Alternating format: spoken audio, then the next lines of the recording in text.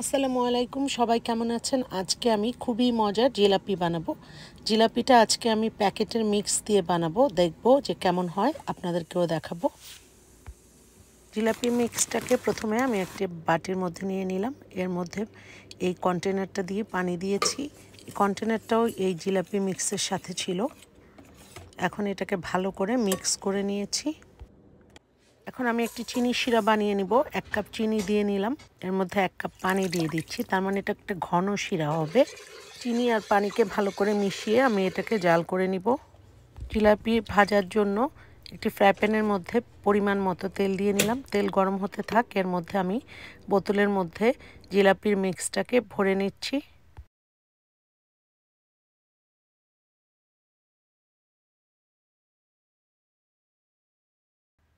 তেল গরম হওয়ার পর আমি এর মধ্যে জিলাপিটাকে এভাবে ঘুরিয়ে ঘুরিয়ে বানিয়ে নিচ্ছি। জিলাপির প্যাচটা কীভাবে বানাতে হবে সেটা আপনাদের নিজেই দেখে বুঝে নিতে হবে।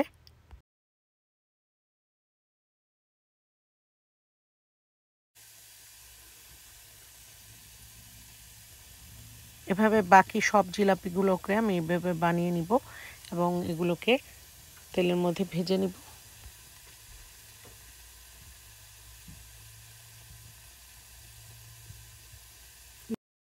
এক পিঠ ভাজা হয়ে গেছে, আমি এখন জিলাপিগুলোকে উল্টে দিচ্ছি।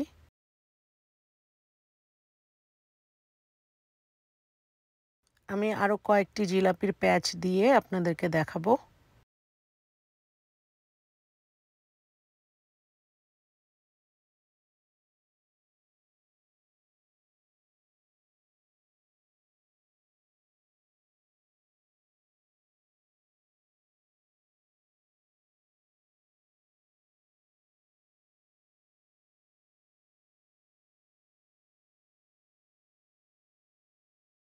সব কয়টা জিলাপিকেই আমি এভাবে ভেজে নিচ্ছি।